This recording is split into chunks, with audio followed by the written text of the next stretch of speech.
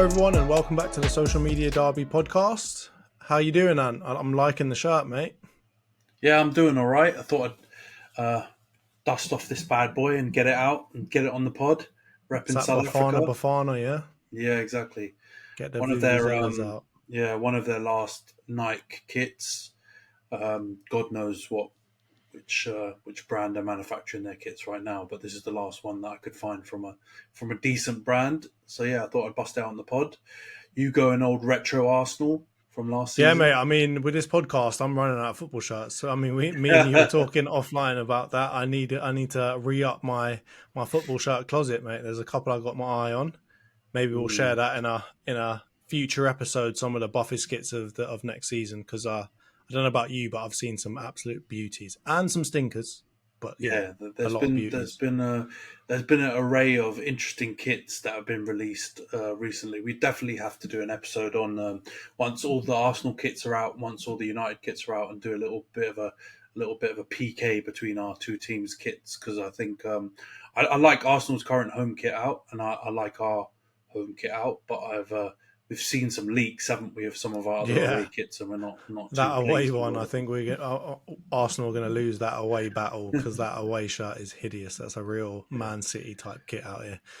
But anyway, let's get into it. So, I mean, with this week, transfer wise for the two of our clubs, we've seen movement elsewhere, but it seems like it's been kind of more of one of those slow, delaying kind of weeks for both of our clubs. Obviously, as we know, a lot of deals in the Premier League when you're playing with this kind of money take quite a lot of time. But let's start off with Rice. So obviously, everyone was screaming and shouting about Rice coming to Arsenal. Seems like it's still not over the line. There's some rumours coming out that West Ham's ownership are getting a little bit annoyed with maybe some of the continuing delays in getting the deal signed and kind of ready. What's your take on that? What have you heard about that? Yeah, I mean, it has taken a bit longer than I would have thought, considering kind of like I feel like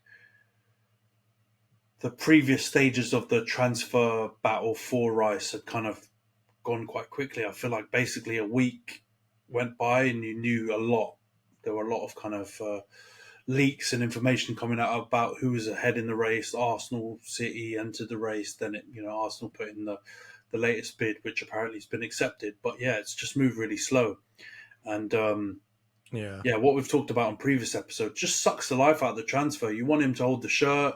You want him to, you want to know that everything's all blessed and you've got the player in ready for pre-season, especially considering we played our first pre-season game yesterday. I mean, I yeah, you think had you've Mount got, straight out in the team, and yeah, how exactly. great is that to have them literally getting some minutes in for the team before they start having to play in Premier League high level matches. So Yeah. I couldn't agree with you more. I think, man, I don't know, like when Havertz signed, right, and then they accidentally leaked the story. I was happy. I was just like, why are you sitting on this for so long? Just get it done and announce it, and let's move on, right? Let's let people be excited about actually having Rice. As you say, it's sucking the life out of this whole transfer. I'm seeing him on bloody Muller adverts. I'm not even. I want to see him in an Arsenal shirt. I'm not talking about Rice baby out here. Come on. So yeah, no, Yeah, no. we just need to get that over the line. Just give West Ham the money and let's keep it moving, because West Ham need to obviously probably use that money to replenish other parts of their team if they want to try and stay up next year after their Yeah, their that's battle that's this season. that's the thing though, isn't it? Like, obviously, like they don't want to sell the player, but they've come to the gentleman's agreement with him that he can go this season as long as they reach, another club reaches their transfer value. That's been done, and now you'd imagine they just want to crack on and just start actually buying players Yeah. to fill that void, because they probably need a couple players, um, or they want to spread their bets on at least two. You'd think, to cover that big hole in their team that he's kind of been filling up until this last season. So yeah, it's And not it's it not looks like ideal. Skamaka's leaving, or there's some Yeah. rumors about that. So they've got some other positions they need to replenish too, and I'm sure they want that money as soon as they can get it, right? Yeah, exactly. I mean, you're right. I can think of a few. I mean, they've got Fabianski in goal. They've got a few places where either players are quite old and coming near the end, and they need to just think about future planning. So that 100 odd mil, plus whatever they can get from other players that they sell, they kind of need to start earmarking that on different players. And they don't have the greatest track record of signings. You think of Haller and a few others, even Skamaka Yeah. himself, big signings that have kind of flopped. So, yeah, I imagine it's quite annoying, but it's just one of those things where it just doesn't need to drag. It seems like everything's been agreed, and there's just like probably paperwork or lawyers or technical elements of the deal that are just holding it up. But I imagine Yeah. you just want it done, don't you? Because it seems like the Timber one's done as well. So they're kind of waiting to announce them together. So it seems like the Rice one is the one causing all the delays. And Mm. considering it's probably going to be what looks like the biggest and most marquee signing of the window from the Premier League, anyway.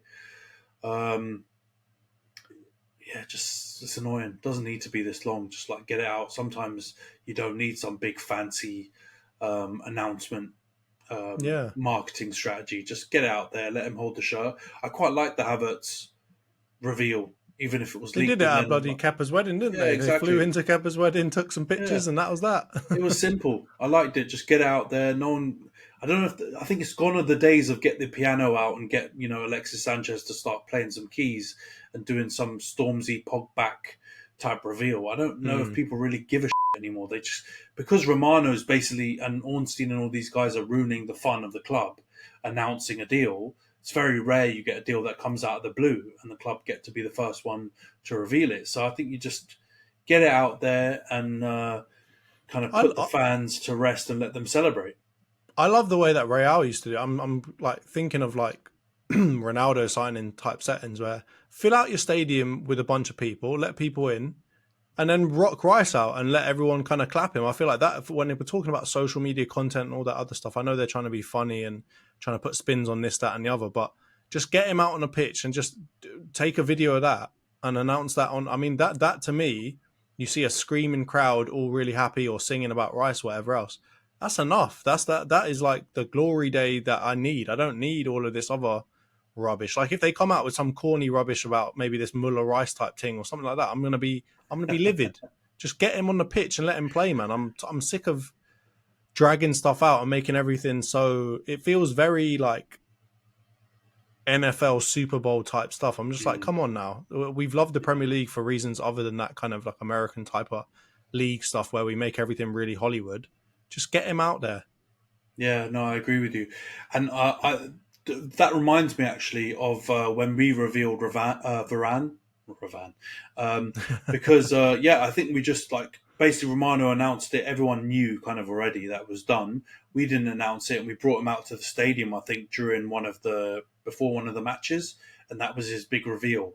So it wasn't quite the same as Spain, but you just had him come out with the shirt. Everyone was excited, happy, and then boom, they had their kind of fun, and we didn't do some stupid social media crap, which we're Yeah. normally super guilty of as well. But I agree with you, man. I love the Real. You see the pictures of Bellingham or Chouameni just like thumbs up, Having a kick doing about. his medical, the Sanitas or whatever the thing in the Yeah. background, that one medical center they all go to, Yeah. thumbs up. Then they come out, they do their press conference thing Some with pictures of them in the Florentino. medical. Yeah, Yeah. exactly. They come out and do the stadium, do the kick ups, and then boom, it's done. Like you don't have something. It feels a bit more organic and like just like the fans actually get to enjoy it both online and also in the stadium. But yeah, I don't know. I think Yeah. we're wishful thinking if we think the Premier League clubs are going to ever do that, especially our clubs who've got such a big global fan base. I think they feel I they feel need like, to but do you're just something you're on social. making you're making opportunity or giving other teams opportunities for memes in the future as well when you do that. Like the piano thing, like Yeah, why should people be talking about that now? Like that should have been long gone. I don't remember other like reveals or like stupid transfer signings from that season that came out like piano type thing. Like, come on, just get it over the line. yeah, Don't give every other club like an opportunity to make memes and just rip us on Twitter. Let's just move on and get this done. And I mean, speaking of getting things done, Man United numero uno when it comes to dragging out a signing. Mhm. What's going on with Onana, mate? What's going on here? Well, I mean, again, that seems similar in that obviously the news came out that De Gea was leaving. In fact, when we were recording our last pod, wasn't it? And then like I don't like how that was handled. I don't like how all these rumors coming out that he had the contract there, he signed it, then sent it back to United. We said we would. We just like longed out, and then we reneged on it at the end, and then suddenly he's gone. It just feels Yeah. like he got shafted a bit. And I remember that story about Rio when his contract was running out, and Ed Woodward came into the allegedly came into the changing room and just like told him after the last game, like, yeah, we're not going to renew you. So he didn't get a chance to have like a testimonial or have like any sort of send off in the stadium.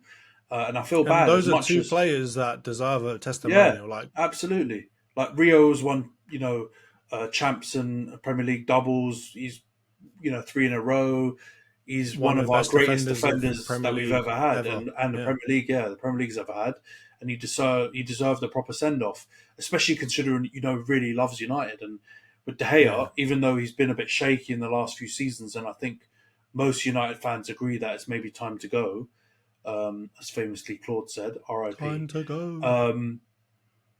He still didn't deserve to go out like that. And so, Yeah. yeah, that leaves a bit of a sour taste. And then, yeah, you've got this Onana deal, which looked like it was going really quickly. And you see Romano basically updating every day saying, it's now really close. The distance in the valuations have come a lot closer. And it looks like, things will be sealed fairly soon. Like there was talk of this week being the week when everything would get wrapped up. And now we're on, we're at Thursday. And he's still saying that each next day is going to be a big critical day on the transfer. So let's see. It's clear that he's the number one target. It's clear that there's a bit of Ten Hag tax. Obviously, the fact he's played for him at Ajax, and I think eventually we'll get it done. But I wouldn't be surprised if we long it out for another week or two, and there's back and forth on the valuation, because De Gea leaving has put us in a bit of a weaker position in terms of our leverage, because they know we don't Yeah. have De Gea, so they can say, look, at a 5 million on or whatever their valuation is, they might not be willing to negotiate. So let's see. Apparently, there's a 5 million. Oh no, they want 60 million euros including add-ons. We've offered 50 million including add-ons. So it will probably be like the Mount thing where we somehow come in the middle and just say 55 and wrap it up. But I'm happy once we do, if we do, touch wood, sign Onana, I'd be happy with him because I think he's the right profile and what Ten Hag wants his goalie to be. I think there'll be moments where he'll make clangers because he's very confident with his feet. So I wouldn't be surprised to see a few Allison Edison moments where he, gets closed down and loses the ball, or does something a little bit too cocky, and then we get punished. But ultimately, I think that's the way that Ten Hag wants to play. So you got to get a goalie who can at least try and do all those things, and 7 or 8 times out of 10 he pulls them off.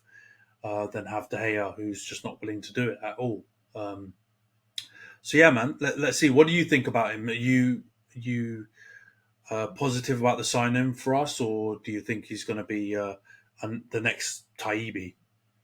No chance. He's not going to be a Taibbi. Come on. That doesn't happen that frequently.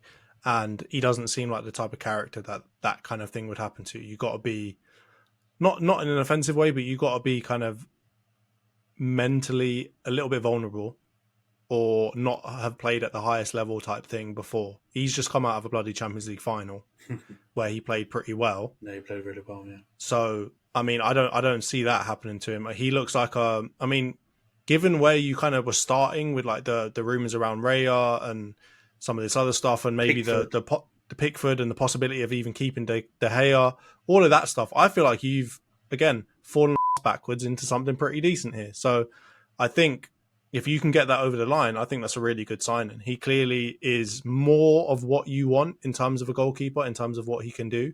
I don't know if he's perfect in that regard, but I think there are very few goalkeepers out there that are perfect in this new type goalkeeper that everybody wants. But I think he's a good middle ground in terms of shot stopping, distribution, someone who's got some stature in the goal, commanding. I feel like if I'm a centre back in your team, if I'm anyone in the defence, that's the kind of goalkeeper I want behind me. Right? I want someone big, commanding, somewhat intimidating. That's the kind of goalkeepers you guys have typically had, right? Like you look at like the Schmeichel type, Van der Sar, these were gigantic dons, right? They weren't, Van der Sar wasn't in his personality very kind of outward, but he was a menacing guy. If you looked at him, right? If you were opposition, you were like, how am I getting, if you're running up to a penalty, how am I getting the bloody ball past him? So I think Onana is a great signing for you guys. I don't like the way that you handled the De Gea thing. I mean, I'm hearing all kinds of stuff though about how maybe De Gea also delayed before he signed it as well. So maybe there's kind of a little bit of blame to go around, but I definitely just don't think it was handled in a great way. But I think, again, like I was saying on the pod last week, I don't think that people are saying like, oh, Ten Hag's the reason why. So I think, again, I don't think it's going to have too much of an impact on how people view you as a club, or at least how people view you from Ten Hag down. There probably are still obviously questions around the ownership and all of that, and it's a really good way to deflect any bad faith or anything like that in terms of how you're behaving now. It's really easy to just deflect that onto the Glazers, right? So I think from that perspective, you're still covered as well. So generally speaking, I think it's a good sign-in. I think you guys need to just, again, like Rice, right? You need to just get it over the line as quickly as you can. It seems like you definitely have other business that you want to be doing and that you need.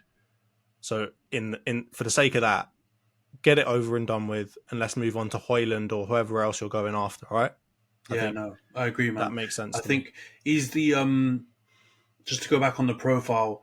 I agree with you, man. I think there's only 2 or 3 goalies out there available that can play that style to a higher level, and I think he's up there. Manyan's up there from AC Milan. I'm trying to think of another goalie like Ramsdale, obviously at Arsenal. I can't think of many other goalies out there in world football that can play it to that level. I honestly do think that he's better than Raya. He's better than Pope. He's at that Ramsdale level, pushing up to, and Manyan pushing up to the Allisons and Edisons and Courtois and those guys. I think he's in that level below with those guys. Yeah. And I think the potential's there, like Ramsdale, to push it up and maybe go to that next level. And that's what can you do? Like, you're not going to get Alisson and Edison out of those teams. You're not going to get Courtois at Real Madrid. You're not going to get some of the other players that are on that next level where he is. So I think he's the best of, like you said, the bunch of players that we've been linked with. So I'm really happy with it in the end. And I think let's just get it over the line. Obviously, this saga hasn't been going as long as the Rice one. So that's why I think that I'm a bit skeptical, and I think it will go for a bit longer, because we very rarely get something done in a quickish time. And I think this kind of transfer rumour period's only been going for a couple of weeks, and we normally, average probably like 4 to 5 to 6 weeks for a deal. So we've probably still got a bit of legs left in it. But let's just get it over the line and move on to the other targets, which I'm sure I couldn't agree more. Couldn't agree more. And I think, speaking of moving on, so I think we're going to get into our next segment. Obviously, not a super busy week for transfers, so hopefully next week we'll have more to talk about in that regard. Maybe Chouameni, maybe Mbappe, who knows? So let's move on to our let's move on to our Robbie in the pod. Let's move on to our next segment. So this week we're going to be doing a segment all focused around transfers, and again we're going to be looking into a couple of different topics. The first one is going to be all around, who do you think, and we're going to take out the idea of how much budget you've got. We're going to take out, whether you think it will really, really happen in that regard. But we're going to start talking about, who do you think are the top 3 players that your team needs to be signing in this transfer window? So to clarify around that, we're not including players that have already signed. So, for example, I'm not going to be including Havertz. You're not going to be including Mount. We're also going to try and steer away from the players who are very, very close to signing. So again, in that case, I'm not going to be talking about Rice and might not be talking about Onana. Of course, we think we're going to operate under the assumption that they are done deals, touch wood, and that they will happen. And then the second topic we'll get into is all around a similar topic, but this time, who do you want to sell? Who do you think your team needs to shift? Who are the top 3 players to get rid of? And again, we're not including anybody who has run out of contract. So De Gea, for example, is not going to be included in this discussion. We're not going to include anybody who's actually been sold or is, let's say, very, very close to being sold. I don't think we'll have too much of a problem with that one, though, because it doesn't look like our teams are selling a whole ton of players or very far along with that. But those are the 2 topics that we're going to be going through. So we'll start off with the first one, Ant. So top 3 players that you'd like to sign for Man United and why? All right. So number one, numero uno, tap in, obvious. Harold Jebediah Kane needs to come to Old Trafford. Um, Now, some people will say it's probably not realistic because of the Daniel Levy generally not wanting to sell to United, but I honestly believe there's still a chance it could happen. Even if it's small, I still believe there's a chance because there's conflicting reports saying that he wants to go to Bayern, which I'm sure he wouldn't be like angry about going to Bayern. He's guaranteed to win the Bundesliga. He's got a better chance of winning the Champions League, new experience, all that kind of stuff. So I wouldn't say 100% that's not true, but I do still heavily favour, and I think he heavily favours the idea of staying in the Prem and trying to beat the record whilst also winning, a Premier League or a Champions League or something like that in England. So I think Harry Kane he's the perfect fit for our team as a striker goes. He's one of the top 3 strikers in the world. He's fresh off the back of scoring 30 league goals last season in an absolutely abysmal Spurs team. I think he'd work really well with Marcus Rashford running in behind, and whether we play Antony or Garnacho or Ahmad or someone like that off the wings, also running in behind. So I think he'd be a game changer for us, and I think he is doable. And I just believe all these things about United don't want it to drag on, they don't want to do X Y Z. I think very respectfully, shut up and just accept it's going to be that kind of deal. Like if you want him enough, Harry Kane is worth that drama. He's worth it. So I would do it, and I think he's the obvious sign-in for us to solve this striker problem because I do believe he could play there for another 3, 4, maybe 5 years, depending on how he takes care of himself. And I just think he's one of the only players left in world football that I think is inevitable. Like I don't think there's a chance he flops. Like there are not many players out there on the market in this world of modern football that have basically less than a 1% chance of flopping if they go somewhere. I honestly believe he could go and play in Timbuktu and he'd still bang 30 goals in minimum. So definitely Harry Kane. I think the next signing I'd go for is one that we've recently been linked with, and I think he'll replace one of the people I'm going to talk about leaving the club, and that's Sofiane Amrabat from Fiorentina and Morocco. I still remember in that World Cup, like Morocco did amazing, and a lot of people like to put that on Hakimi and I don't know, just general teamwork of the whole team. But honestly, he was an absolute engine, and I just remember him pretty much single-handedly overrunning really good teams in midfield. I still remember that Spain game, and I just think that he was just too much a match for all these, wonder kid Spanish talents that everyone's raving about, the Gavis and the Pedris and all these guys who are good players. But I just thought he went about it just so effortlessly, and I think he'd be a great player to slide in next to a Casemiro, a Mount, or a Bruno. And he's in the prime of his years, like we talked about Onana previously in the last segment. I think he's 24, 25. He's the perfect age to come into that midfield, and I think he can do both sides of the ball. So he can cover Casemiro, he can cover a more kind of box-to-box midfielder role as well, if need be. And I don't think he'd be super expensive, so I think it's a shrewd signing that I think in the old days United would make. That would end up being really, someone who proves it in the Prem at our team. So I think I'd go for Amrabat in midfield. And the final signing, this might be debatable because of kind of how he's been performing recently in the under-21s for England, but I'd go Levi Colwill. And I think people might say that's just unrealistic because Liverpool, Chelsea selling to United, but we've just bought Mount from them, and they're basically doing garage DFS, sale mate. They're settings. doing DFS yeah, sales, exactly. Sports Direct closing down sale, but for real. And I think we could get him because he's only got, I think, 2 years left on his contract. He's on a youth contract, so if they're gonna keep him, they're gonna have to sign him to a big bumper deal.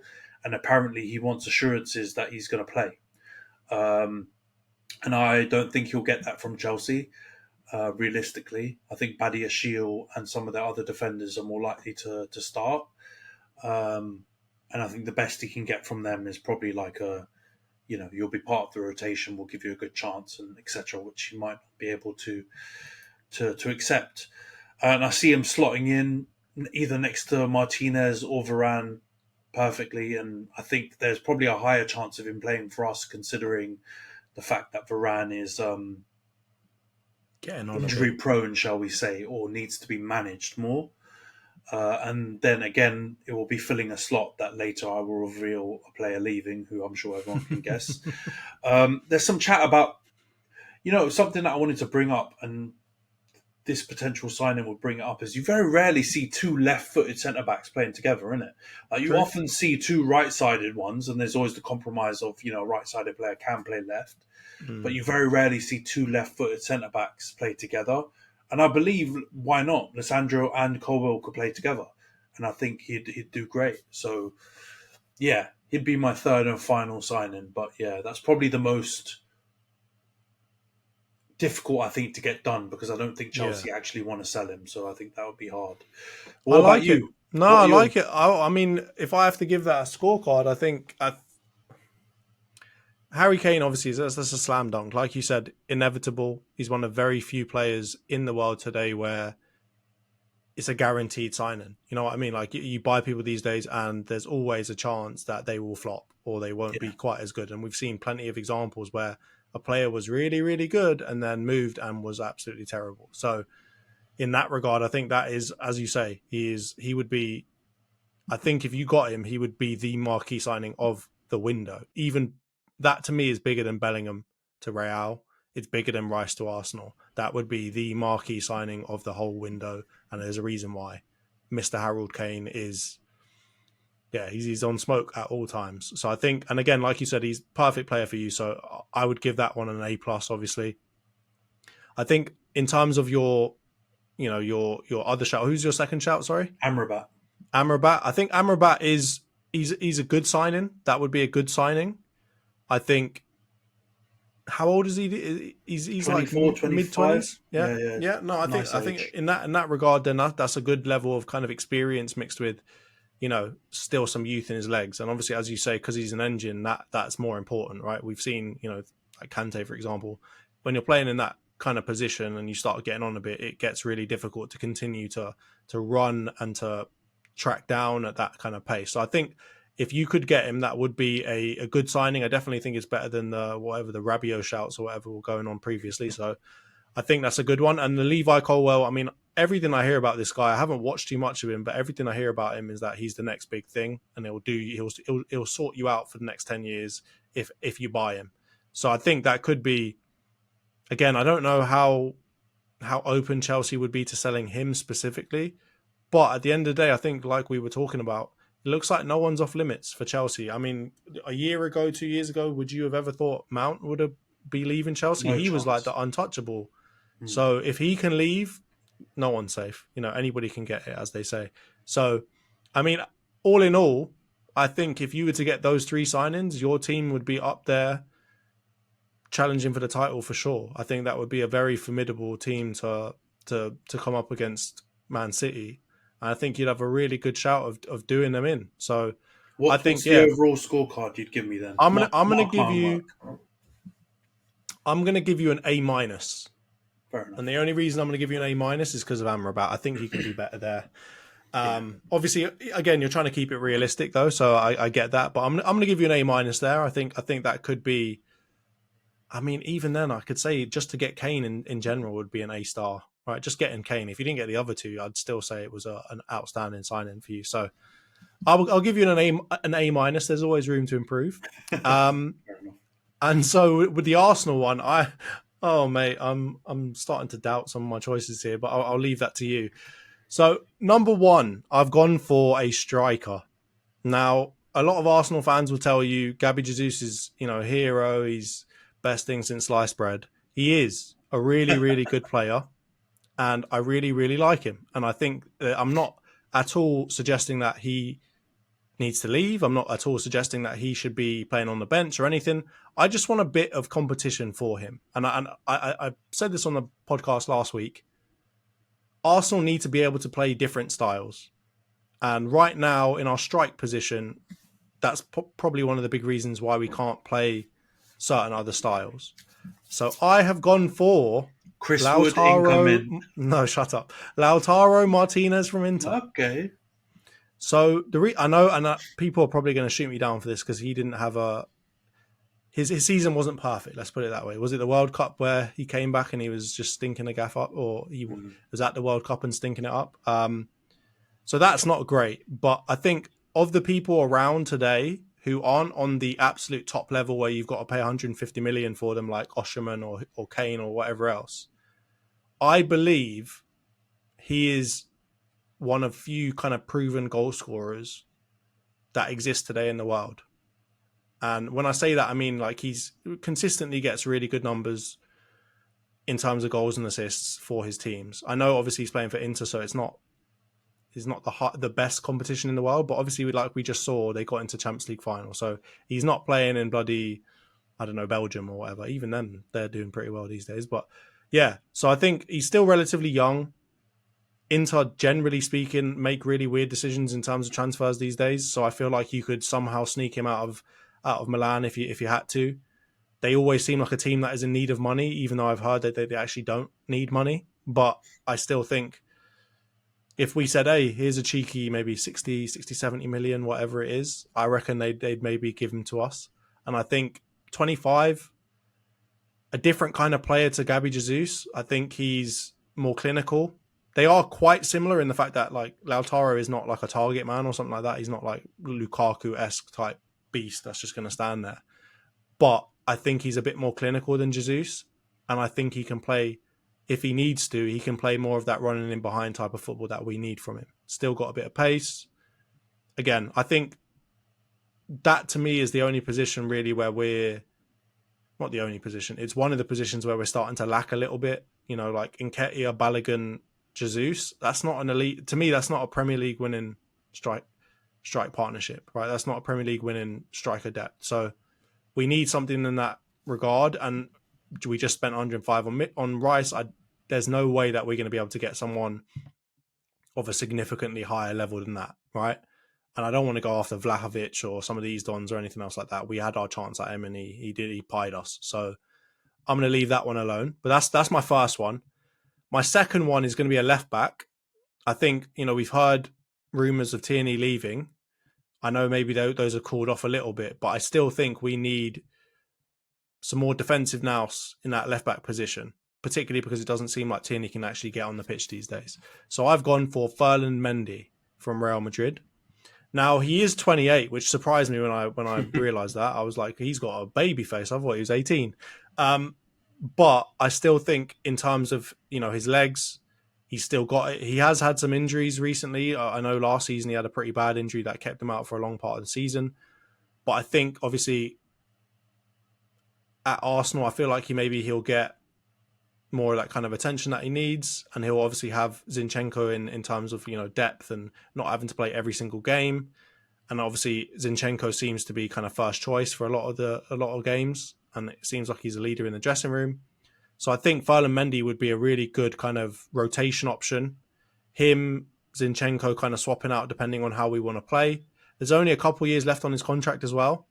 And it doesn't seem like he's indispensable to the team. He's one of very few players in that Real Madrid team that is not talked about 24/7.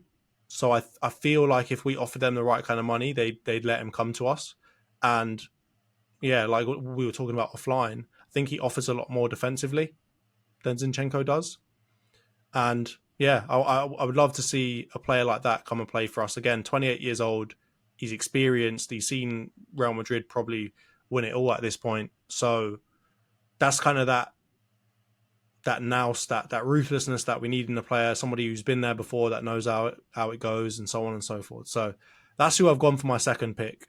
And my last one, I mean, we were talking offline. I was struggling with this last one, and the position I chose was right winger.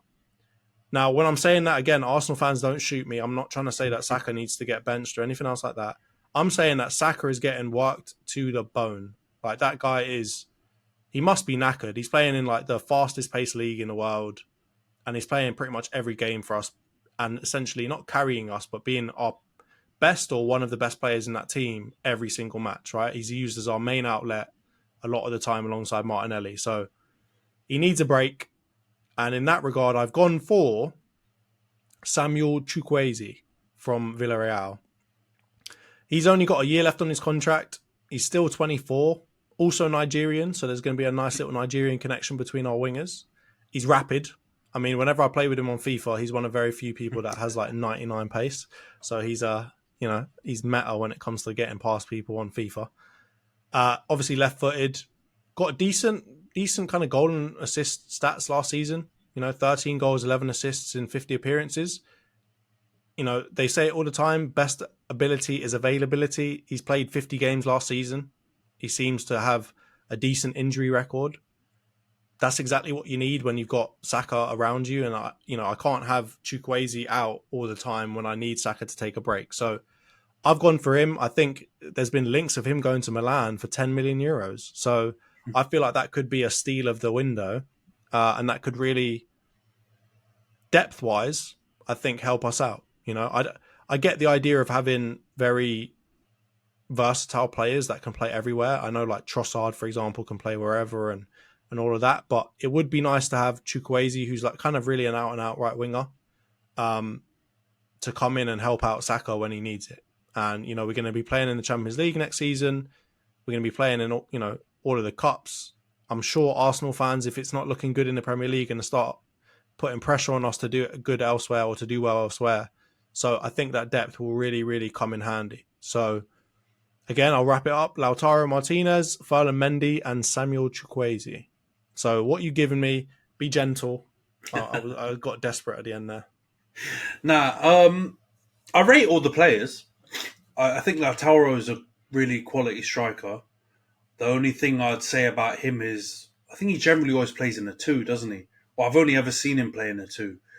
And when he did play in a 1 for Argentina, he stunk it up royally. And Julian Alvarez took his spot and did an amazing job. So, how I said Harry Kane is a banker because he's played in the Prem and he's just inevitable. I would have some worries about Lautaro just because the pace is so different in Italy and because of those formational observations. But I mean, in terms of a player, what I've seen from him, he is clinical. And I do think that is an element of your strike force which is lacking a bit because Gabby Jesus can't hit a barnyard with a banjo.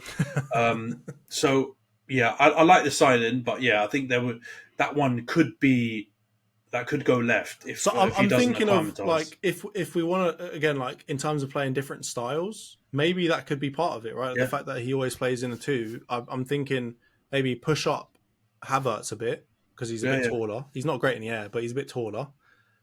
Because that's really what Lautaro really plays like, right? He's got Lukaku or Dzeko next to him, who literally Dzeko can't move. He's just stood there like per Mertesacker basically all the time and just heads balls on or whatever else. So I think you could put Havertz maybe in there. I don't know if Havertz is going to be winning a lot in the air. You could even maybe think about playing Jesus in there because Jesus, for his size, he does hold the ball in duels and stuff like that and aerial battles. So maybe that could be a way. That could be a if you're looking to play a 2 as a formational option, then I think it'd be great. I think it'd just be he'd need probably some time to get used to the Prem and the pace of it, but I think he'd be a really good signing. And I think if he's settled, he's been the closest player I've seen to Kun Aguero since his low center of gravity, the way he plays, his finishing is kind of deceptively clinical. He doesn't. When you look at Harry Kane, it looks like he's just a gunman. His foot. Yeah, no, he green times everything. Exactly. On pens on FIFA, he's literally green timing everything.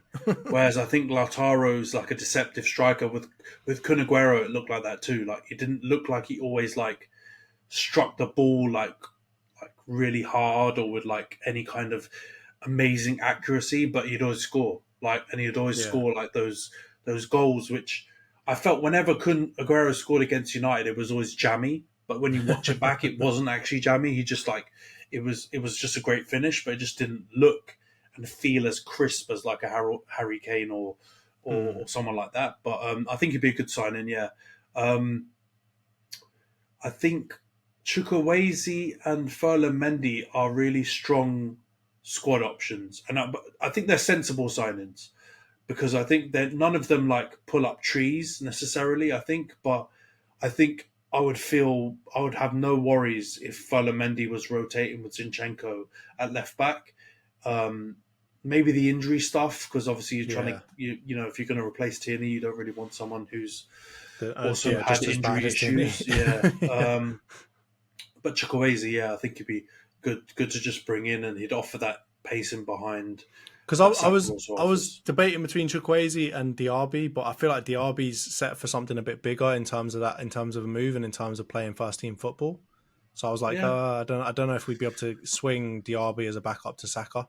You know what I yeah, mean? it would be hard. I think it would be hard. It would be hard to sell because he's probably got Newcastle and a few other people that are interested who would guarantee first team football. But Yeah, I wouldn't be shocked if Diaby came and rode bench for a little while.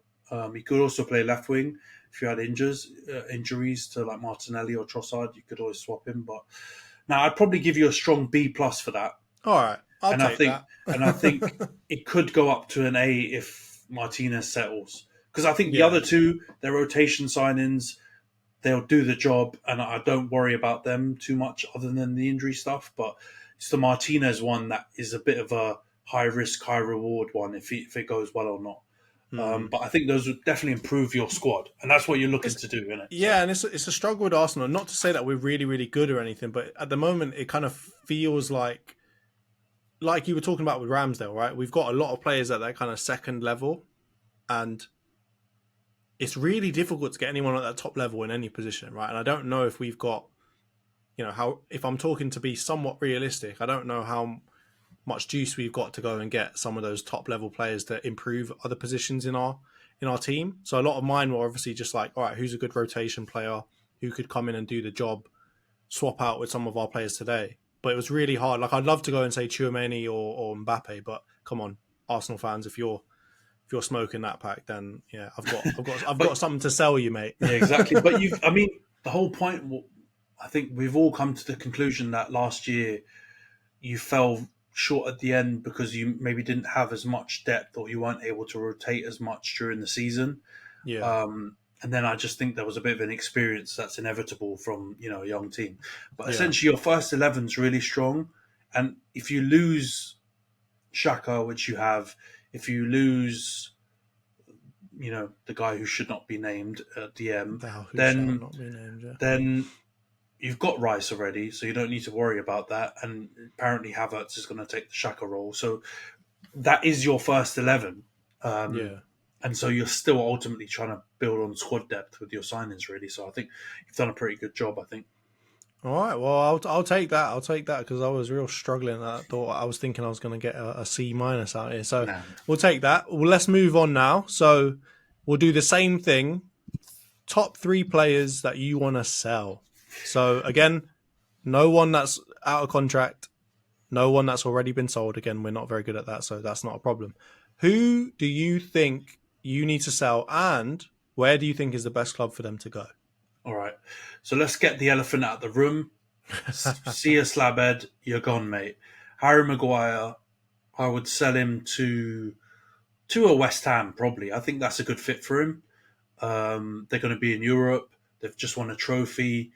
They generally pay quite well, and I know he's on a big packet, wage packet. So I think Harry Maguire to West Ham makes sense, and I think he's that's his level.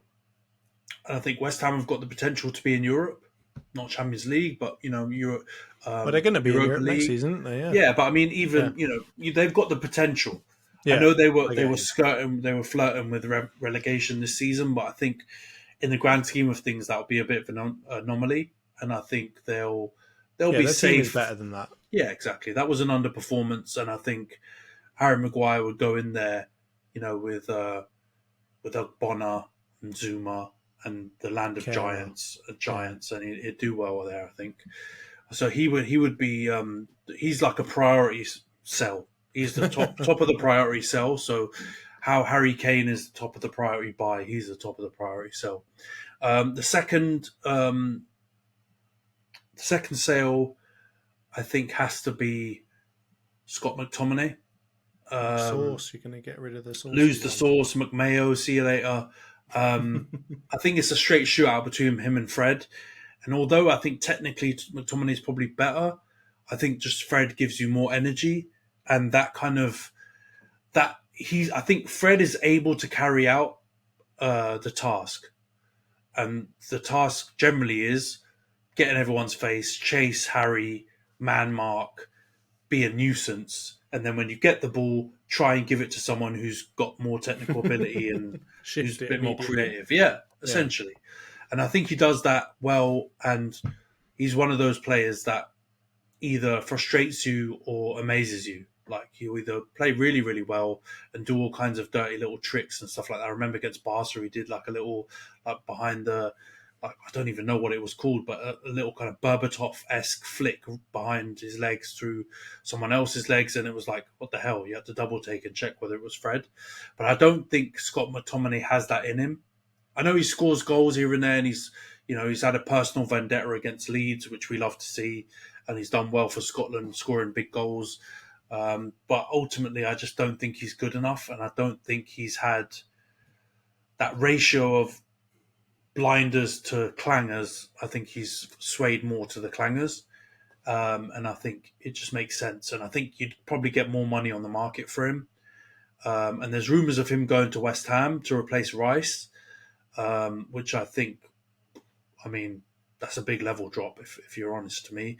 And I'd probably move him somewhere like Everton, where I think he'd probably add a bit of steel, and you've got like Idrissa Gueye, who's quite old, Decore, who's getting quite old, and that midfield could probably use a bit of a refresh. So I'd send Scotty T to Everton with the Scarsers. And the last sale is probably going to be a surprise. Well, I don't know if it should be because he hasn't performed well, but it'd be Harlem Spartans' finest, Jadon Sancho. Oh, Um, okay. Okay. Now he would be the opposite to Harry Maguire. Like I'd be happy if we kept him. So I'm not urgent to sell him, but I just don't know how he's going to turn it round. And I think if you have Rashford, you've got Antony, who I know everyone thinks is bollocks, but whatever. Who I still think has shown Rightfully a bit so. more than Sancho really, and fits probably stylistically better with our team than Sancho does. And you've got the emergence of Garnacho, and if Ahmad comes back and we don't make a stupid decision and sell him or loan him, where does he fit? Like that's the only thing. I think there's a chance he gets boxed out, and those other players, if Garnacho plays like he's been playing, if Ahmad grabs his chance and plays even 75% of how he was for Sunderland, then I don't see how he gets a look in unless there's a major injury. And I don't know, for someone who's cost 75 million, was our star boy next to Bukayo Saka for England and stuff like that, if it's really fair to keep him just to play on the periphery. And I think if you can get 50 million back from him, I'd sell him. And so, actually, to be honest, weirdly enough, I think he'd do well at Spurs or something like that if they were able to stump up the cash. I'd sell him, and I'd sell him to Spurs or to Dortmund, back to Dortmund or something like that, and give him a chance to revive his career. But in a perfect world, I'd probably keep him and just loan him out because I don't think we'd get 50 million for him. So, yeah, I think he's the one I'd put as the third one that would really help us achieve our goals if we need more money, if we've got FFP problems. And then, yeah, just realistically looking at the team, it's hard to see where he fits in, man. What do you think of my shouts? I like him. I like him. Obviously, the first two are kind of, yeah, Tap-ins, aren't they? tap-ins. Yeah, they are real Inzaghi type things out here. So no, obviously, yeah, you need to get rid of for those two. You need to get rid of them. So I'm more rating where you wanted to send them, and I think West Ham works well for Harry. So I'm gonna give that one a high score. I like that. That is a very West Ham type of player.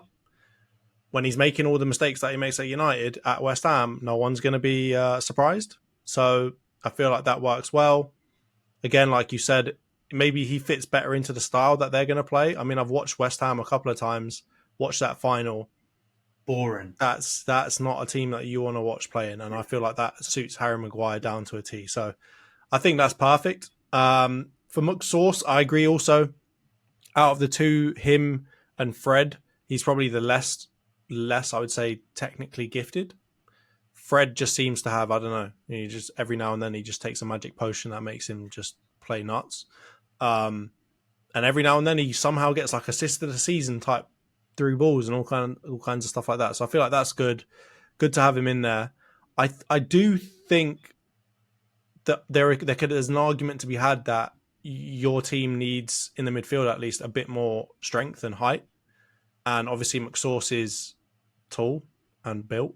So again, that's probably a bit of a cop out, but it could be a decent idea just to keep him in there. Just when you need to shut games down, maybe every now and then, just get him in there, get a body in there. Every now and then, if you're playing up against a team that has a lot of height, something like that, maybe Harry Maguire comes back to get you. Who knows? That's what Amrabat's for. Amrabat, if we Oh, bring in Amrabat, true, yeah, no. I mean, if I I'm think taking that's that into account, yeah. thinking. Okay, then yeah, again, then I can't blame that one either. That's a good one. And then obviously your last one, the big surprise of them, Jadon Sancho. I think it's a shout. I'll be honest with you. I like Sancho and I really want him to do well, which is weird because he's a Man United player. But he looks like the kind of lad that could be really exciting player to watch, and he was previously. And I think that he had so much potential. He was one the Haaland and Mbappe conversations. He was in there a couple of years ago. And now he's completely dropped out of it and no one's paying attention to him. And I mean, I just watched the Dele Alli interview with Gary Neville, and the game ain't easy. And a lot of people that are coming from like difficult backgrounds come into the game, and it's not an easy game to play. The mental side of it is really tough, especially when you're a young English player playing at some of the biggest teams in England. So from that point of view, I would actually like to see him get to a club where there's a little bit less pressure and let him just play football. He looks like a guy that enjoys playing football, and let him get back to that. So I think that's a good shout to get rid of him. I'm kind of caught in two minds on the Spurs thing though, because if you want to, I guess, yeah, you got no pressure because they stink, but who knows what they're going to play like at the moment, under big old Angie, as I call him. Who knows if he's going to fit into that style of play. So I would actually I like the Dortmund shout. I'd love to get him back to Dortmund. I think that would be great. So I'm going to give you an A- again. I'm going to give you an A- again, and I'm going to say that is because I feel like there is maybe one other player that I'd get rid of. He's your current striker, Anthony Martial. I think you just need to put that to bed now, because that's been dragging on. That's been like a saga of him. Oh, he's the next Henry. Oh, he's always injured all the time. Oh, he looks really good when he plays. Oh, he's injured again. So I feel like that could be another good shout. But yeah, I'm going to give you an A-. I think you're doing really, really well here. And again, I think I'm going to stink up the gaff. So I've gone for number one, thou who shalt not be named, Mr. Thomas Partey. I'm sending him to PSG. And the reason I'm sending him to PSG, no, listen to me. So PSG are trying to build out this French contingent, right? That's what they've come out and said. I get that. So I get he's not in that mold. But that team needs strength. That team is weak, and they haven't got players in the centre of the park that are anywhere near imposing. And I'm not saying that Thomas Partey is the most imposing player you'll ever see in your life, but he's a body in the box, right? He's a body there. I feel like he would enable some of the more creative players in that team to play a bit better, right? If you just got him to just stick to a position, stick to the DM, just like you were saying before, clean up, pass it out to someone who's a bit better on the ball, a bit quicker. get out of pressure, get out of pressure situations, whatever else. I think that that's a good shout because again, PSG, they need to go through a rebuild. I don't know what's happening at the club at the moment. He's got a good amount of experience, obviously not at the highest of high levels, but he's 30 years old. He's pretty well experienced. His contract's expiring soon. They need strength and experience in that midfield. And I feel like for him, it's a nice place for him to go and see out the rest of his career and get the bag, as they say. Playing in the French league, maybe it's a bit slower as well. So the injury record that he's got right now might not be so bad when he goes there. Maybe he'll improve in that regard. It'll be a bit easier on him. But yeah, I think from an Arsenal perspective, he's not surplus to requirements, but we've seen already that he hasn't got a very good injury record. He's hit and miss when he is playing, and he's getting on. We're getting in Rice. We've got a lot of younger players in that midfield now. I'd like to see those younger players given the chance, given the opportunities. Even when we're talking about Lokonga coming back and whatever else, I'd like to see some of these other players get a chance and maybe for him to move on. So I'm gonna say Thomas Partey to PSG. You heard it here first. My second one, I'm going for Kieran Tierney to Newcastle.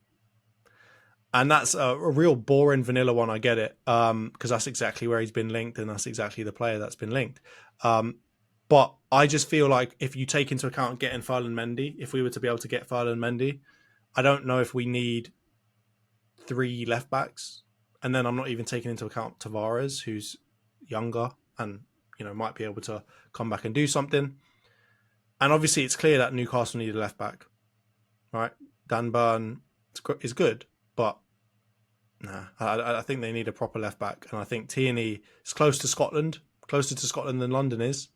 And it seems like the kind of club that he's going to get the love that he needs. Newcastle fans are unbelievable, right? They are really, really good fan base. And I think they'd be able to put the arm around him and get him the kind of comfort and love that he needs to be able to excel as a player. And for him, he's not going to get first team football at Arsenal, right? Every now and then they might play Zinchenko elsewhere, whatever, but I don't think he's going to get a lot of first team football at Arsenal. He's 26 now, so he needs to be getting first team football. It's not like he's 22 and he can deal with riding bench. So I think that to me screams of a good signing all round. I don't particularly like the idea of giving players to the teams that we're going to be competing with, but in this case, I think it's best case for everyone. Right? Newcastle get a good left back. Kieran Tierney gets a team where he's going to play that's coming up in the world, going to play in Champions League next season. And yeah, Arsenal get a bit of money, which we probably are going to need if we keep spending like we are. So those are my first 2. And then my last one, again, I was struggling. I'm going Balogun to Milan. Out of Balogun and Nketiah, I think Balogun's better, if I'm honest with you. But I don't like Balogun's, not his attitude, but I don't like the fact that he seems maybe a bit more pressuring, like he's trying to pressure to get football right now. And of course you would, if you've just banged in 20 odd goals, 20 plus goals in the French league. What was he, the second top scorer? I think that he was the second top scorer in France, maybe, or third. Yeah, I think he ended up 5th or something like that, but he's still got more than 20. Because I think Lacazette was top scorer or something, wasn't he? Oh, yeah, of course. And Alexis Sanchez probably was up there high as well because he was going nuts. All the Arsenal dons were going nuts in France. So, yeah, I think getting rid of him would maybe be better for his career. He obviously wants to play football. Arteta doesn't seem to like the personalities that try and push for things. We saw that with Lokonga. We saw that with Aubameyang. He doesn't like those kinds of players that are really like trying to push for first team football when he doesn't deem them to be deserving of it. So I feel like that won't end well. Even Saliba. Even Saliba exactly is another great example, right? And then I think the last thing also I'd say is Milan. I could see them needing something up there, right? Zlatan just retired as well, so they're probably looking for a proper striker or another striker to back up their current striking forces. And then for Arsenal, I think out of him and Nketiah, he's got the bigger hype train right now, so you get more money for him. So from an Arsenal perspective, I think it's a good thing too. We could get a bit more money. What are they saying, like 30-ish million, right? Maybe. Again, I don't even know if we'll get that, but 30-ish million would be decent to get him to get for him. And yeah, I think for Milan, that's a fee that they can pay. And they'll be, again, the Italian league just cleaning up all of the really good young English players. I guess he's not English, he's American, but the good young players from England, and then kind of turning them into stars. So those are my three: Thomas Partey to PSG, Kieran Tierney to Newcastle, and Folarin Balogun to Milan. What are you saying, mate? How bad have I done this time? Come on, break the news to me. It's a hard one, because I think it seems like Partey is on the way out. That's all the rumblings, right? I don't know about the PSG shout, because seems like he's more linked to like Saudi or something like that. I don't disagree that he'd be decent at PSG. I think they did sign that young Uruguayan Don Ugarte, who's a bit of a brick house, who I think they're aiming for him to be that kind of player. But in theory, I think he'd be good in that team, and they need more of those type of players and less of the big showy Galactico type players that they've gone for previously. So I wouldn't be mad at that. I imagine Partey in Paris though. I think that he needs to go somewhere nice and quiet and out of the spotlight, like Saudi, and just live a nice, good religious life and get away from some of the temptations, I think. So I worry about that from a lifestyle perspective in Paris. But I'm not mad at that. I think that's, if you get Rice, I know there's there were the shouts of Partey being top best DM of the Prem and all that stuff, but I'd like to take it put on record that I never said that. Yeah, as well. Just thank God you yeah. didn't. But I think he was one of the best. But I still think there's arguments that Rice could become an upgrade on Partey in that position. Just even simply for the fact he's always available and he just gives you a score. A bit more mobile as well, isn't he? Doesn't fluctuate. I know Partey's had some really top performances, but at the back end of the season he had some really stinkers. And I don't think you get to see that of Rice. I feel like he's a solid 7 or 8 out of 10 every week, and that's what you kind of want of your DM. So, I'm not mad at moving him on. Tierney, tap in. That's like the Maguire, McTominay. Makes sense. Yeah. Get him out there. I think the Balogun one's interesting because I think it might be comparable to the Sancho one on my side, just in that you admitted, like, he looks like a really good player. Yeah. He could be your like Saliba in attack, like come from France and then come back and do really well for you. But unlike Saliba, who I think there was a bit of an opening in that position in the team, I don't know if there is up front. And as much as we question Gabby Jesus' output, the work he does for the team, I think Arteta loves him. And I think it would take one hell of an effort or a lot of luck for Balogun to get a chance there. And I think you're right. I don't think he's willing to wait around and see. I think there's a contract element in that too, isn't there? Where he like either got 1 or 2 years left. So you kind of need to make a decision now.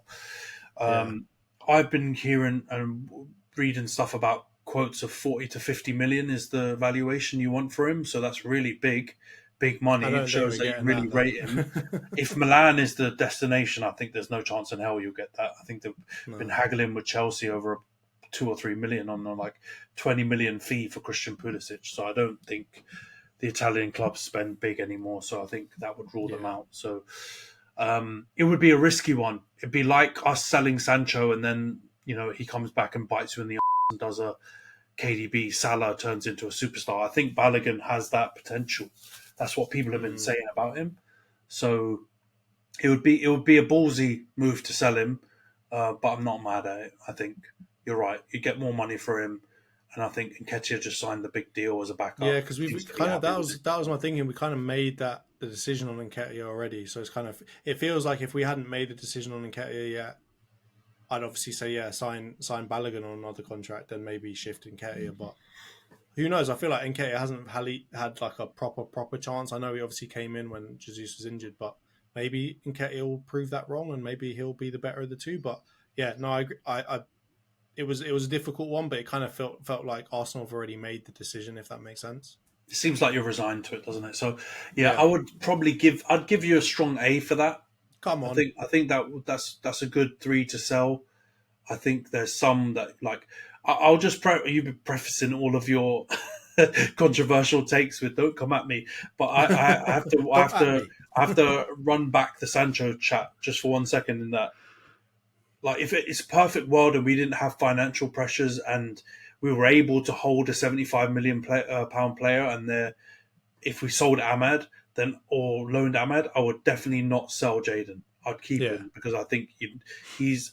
I don't want to be harsh on him, but if all those other elements fall into place, I think I wouldn't be absolutely livid if we sold him, and I think it would make sense to do that both for him and for us.